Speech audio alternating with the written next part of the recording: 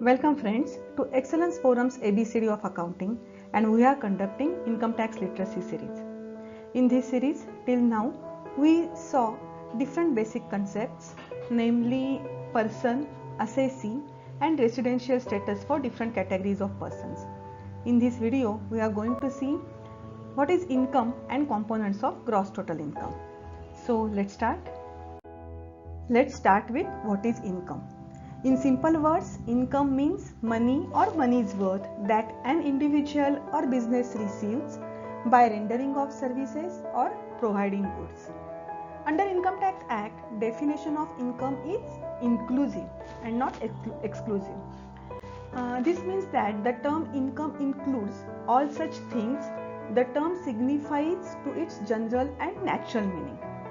The important point here to note is that the income can be received in cash or kind, that is, income can be received as money or money's worth.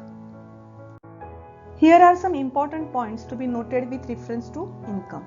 The first point is income arises either on cash basis or accrual basis. In simple words, this means that a person, when he renders services or provides goods, he will receive his consideration immediately or he may receive the consideration at some later date. Income can be received in lump sum or in installments. Income can be permanent or temporary. Income can be earned from more than one source. That means a person can earn income maybe from salary, from business, or from house property, from rent, from interest, or a combination of these different sources.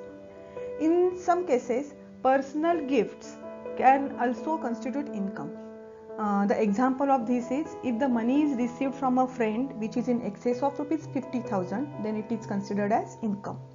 And here is the important point to be noted. The last but not least, income also includes losses. Losses means I have spent more than what I have earned. So let's proceed. In our last slide, we saw that what is income or which receipts are considered as income. In our current slide, we are going to see what is not considered as income or the receipts those are excluded from income. The first point is mere relief or reimbursement of expenses is not an income. This means that suppose an employee goes on a tour and he bears cost on tour for company, and later on that company reimburses the employee. Then in this case, the reimbursed cost will not be considered as income for employee. In some cases, personal gifts do not constitute income. The example of this is that money received as a marriage gift or property or money received from a relative will not be considered as income for a person. The third point is PIN money received by a wife for her expenses or maintenance from a husband is also not considered as income for the wife. Let's proceed. We have seen which receipts are considered as income and which receipts are not considered as income. Income of a person for tax purposes is computed under 5 different categories. These categories are based on source of income. These 5 categories are known as heads of income.